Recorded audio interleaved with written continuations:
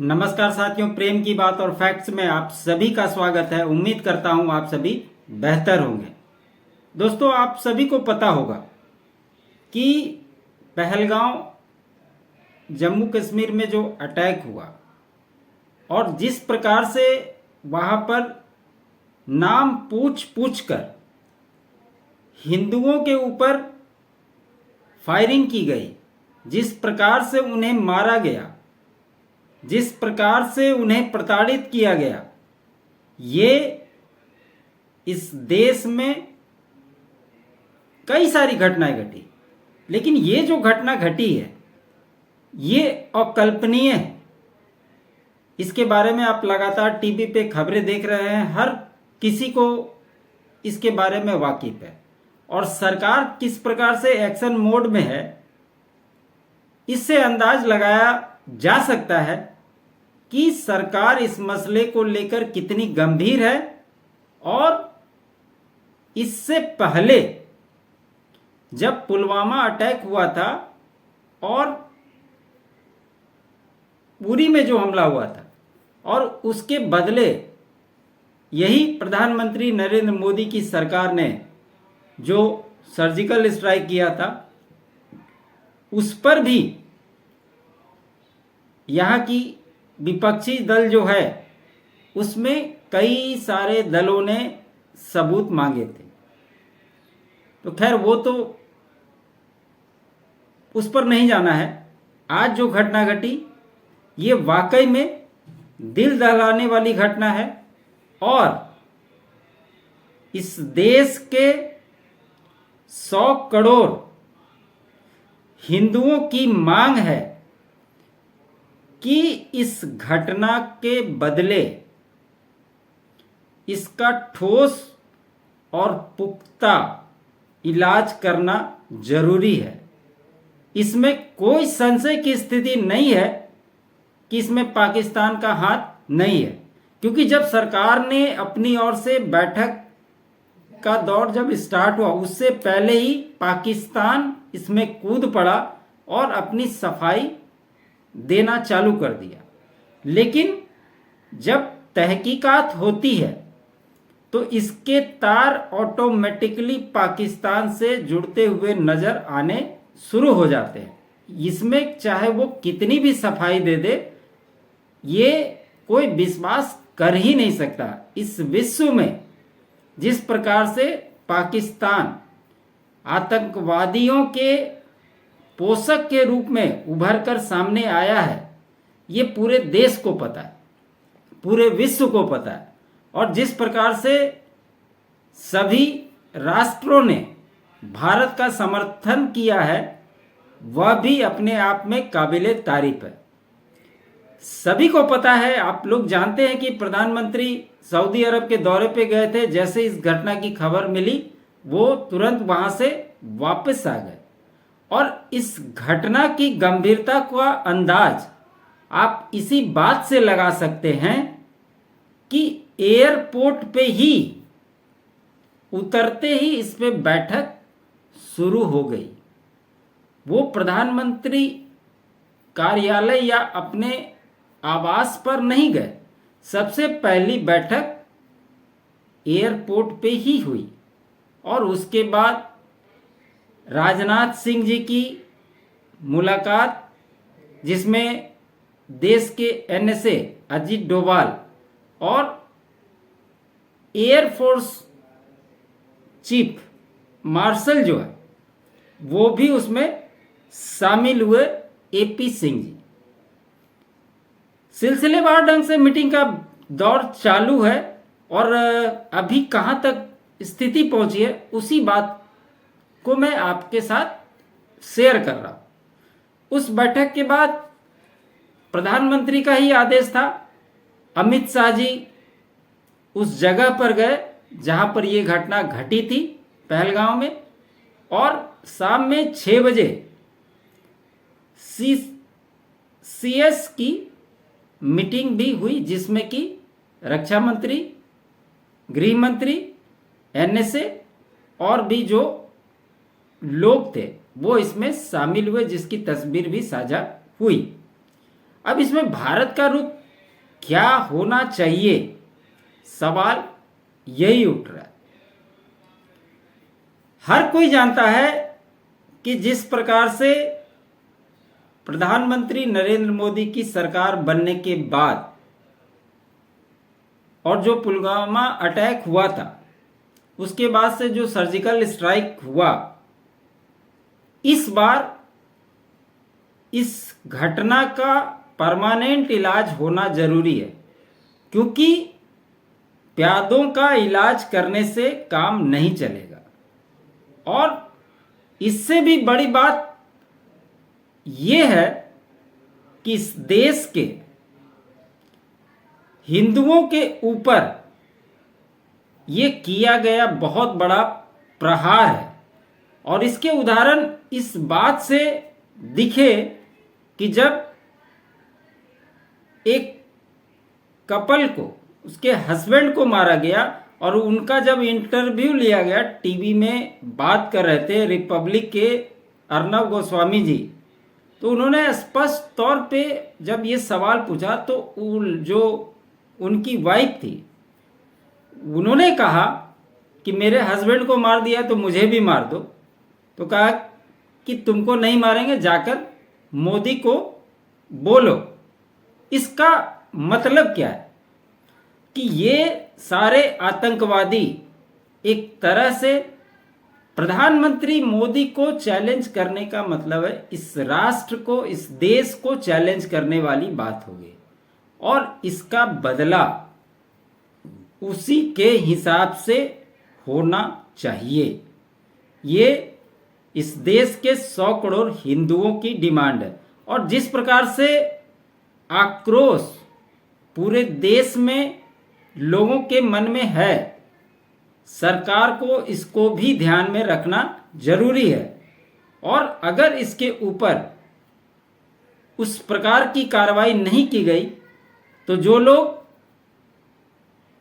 प्रधानमंत्री के रूप में नरेंद्र मोदी से अपेक्षा करते हैं, उनका विश्वास कहीं ना कहीं उठ जाएगा। इसलिए सरकार को इस बात को भी समझना पड़ेगा, ध्यान में रखना पड़ेगा कि आखिर इस देश में कब तक, पहले तो देश के अंदर जो होता था वो तो होता ही था, अब बाहर से आकर और हिंदुओं के ऊपर इस प्रकार का कोई घटना घटे और सरकार इस पर सख्त कार्रवाई अगर नहीं करती है तो ये बात लोगों को हजम नहीं होगी। और इसलिए इस पर ठोस कार्रवाई करने की आवश्यकता है और उम्मीद करते हैं कि सरकार इस पे इस तरह की कार्रवाई करेगी भी। लेकिन सबसे बड़ी बात यह है दोस्तों कि कुछ ऐसे लोग हैं जो इसमें भी राजनीति को खोजने में देर नहीं करते, और जो लोग इस बात का खंडन कर रहे हैं कि उन्हें इस बात से बहुत तकलीफ है, पहलगाम में इस तरह की घटना नहीं घटनी चाहिए थी, उनके अगर आप बयान को देखें तो लग रहा है कि जैसे वो एक औपचारिकता मात्र निभा रहे हैं। इसके अलावा उनके भाव में कहीं भी किसी प्रकार की कोई भी सद्भावना दिखाई नहीं देती। ज्यादा दिन की बात नहीं है, मात्र 1 हफ्ता पहले जो लोग वक्त अमेंडमेंट बिल जब पास हुआ और सुप्रीम कोर्ट में मामला गया तो इन लोगों की आवाज किस प्रकार से निकलती है, इनके बयान किस तरह के आते हैं। और आज वही नेता जो बयान दे रहे थे, अगर आप उनको देखेंगे तो आप खुद हैरान हो जाएंगे कि ये कर क्या रहे हैं। एक संजय राउत है, वो क्या ट्वीट कर रहा है कि सरकार बनाने और बिगाड़ने में आप 365 दिन समय बर्बाद करते हैं। इस्तीफा मांग रहे हैं गृह मंत्री अमित शाह जी का। ऐसे ऐसे चमचों को क्या कहा जाए, ये आप लोग खुद तय कीजिए और जरूर कमेंट के माध्यम से बताइए। एक है यूपी की नेहा सिंह राठौर, आपको याद होगा कि वो लगातार, आप देखेंगे अगर सोशल मीडिया पे आप एक्टिव होंगे तो मोदी सरकार के खिलाफ किसी भी कोई भी बात को ये बहुत बढ़ा चढ़ा करके बोलने में उस्ताद है। और वुमेन कार्ड खेलने में एक नंबर की उस्ताद औरत है ये। इसी प्रकार से योगी आदित्यनाथ के बारे में भी कई सारी टिप्पणियां करते हुए, इसके अगर एक्स अकाउंट पे जाकर इसका पोस्ट देखेंगे तो सारा चीज समझ में। इन्होंने एक पोस्ट को टैग करते हुए क्या लिखा कि यहां पर जो लोग मरे उसमें एक मुस्लिम भी मारा गया है। तो इसमें आप उसको हाईलाइट कर रही है ये कि एक मुस्लिम भी मारा गया है, जबकि अगर मीडिया की माने तो उसमें ये कहा जा रहा है कि जो एक मुस्लिम कश्मीरी की हत्या हुई है वो एक टूरिस्ट का काम करता था, गाइड का काम करता था, वो वहाँ पर ले गया था, घुड़सवारी का काम करवाता था, वो अपना एक टूरिस्ट के साथ गया था और जब उस पर हमला हुआ तो उसको बचाने के क्रम में उसकी मृत्यु हो गई। और ये चीज इस कश्मीर में देखने को मिला। जो लोग कश्मीर का राग शुरू से अलापते रहे हैं, आज उसी कश्मीर में ये माहौल देखकर अच्छा लगा कि पूरा कश्मीर एकजुट दिखा, घर से बाहर निकला और इस हमले की घोर निंदा करते हुए दिखाई दिया। ये बदले हुए कश्मीर की तस्वीर साफ दिखाई देती है। और जिस टेररिस्ट ग्रुप का इसमें नाम आया, जो टीआरएफ है, ये लश्कर तैयबा का ही ग्रुप है और सैफुल्ला जो इसका चीफ कमांडेंट है, ये लश्कर तैयबा के साथ में इसका बड़ा घनिष्ठ रिश्ता रहा हुआ है। और इसके एक बयान बहुत ज़्यादा वायरल हो रहे हैं जिसमें कि सभी को पता है कि पाकिस्तानी सेना और आईएसआई इस कृत्य को शुरू से करती हुई आई है।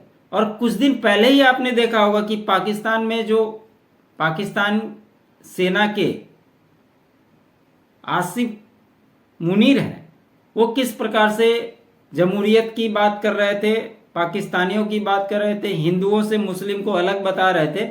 ये बयान भी आप सभी इससे भी वाकिफ होंगे। इससे क्या पता चलता है कि ये जिस प्रकार से सैफुल्ला बयान दे रहा था और कह रहा था कि 2 फरवरी 2026 तक कश्मीर का नक्शा बदल जाएगा और वो भारत से छीन लेगा। ये औकात है क्या कश्मीर को लेने के पाकिस्तान में? पाकिस्तान की इतनी कुव्वत है?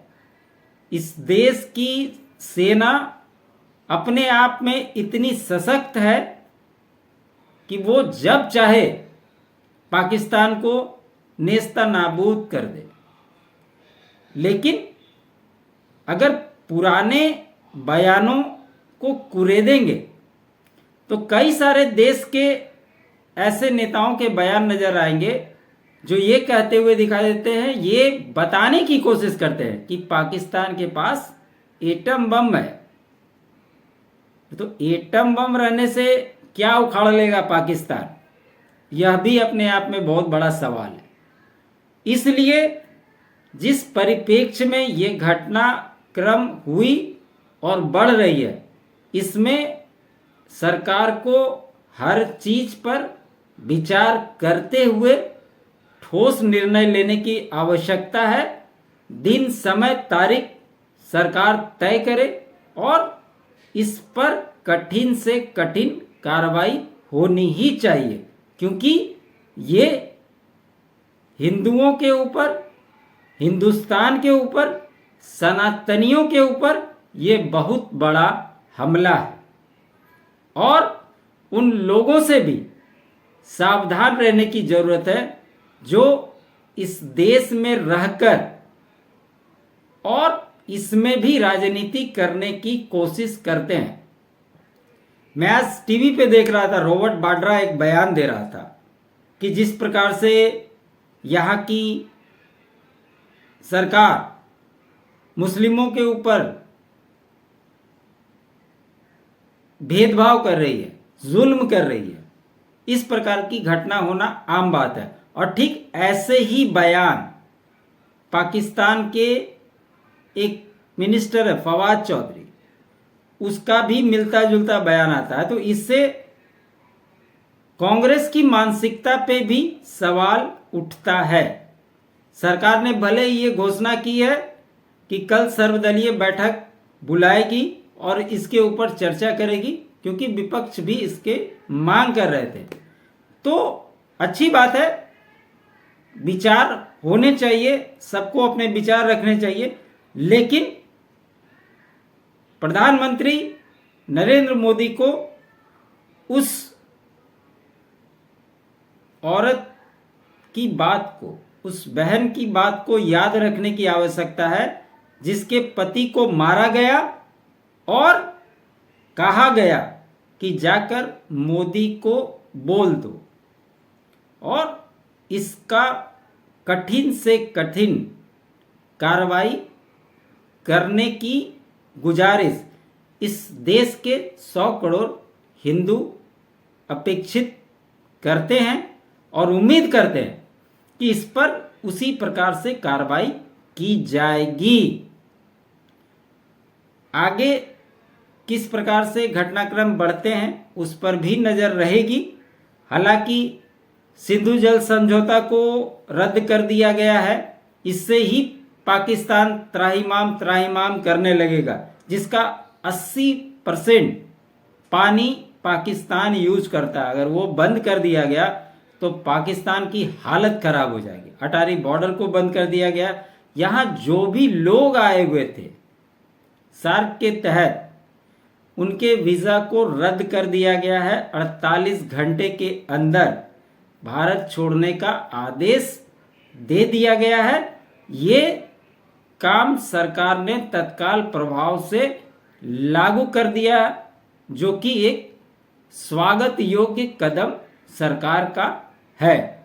इसमें आगे क्या कुछ निकलकर सामने आता है उस पर भी नज़र बनी हुई है। इसकी चर्चा कल की वीडियो में अवश्य करेंगे। आप लोग क्या सोचते हैं?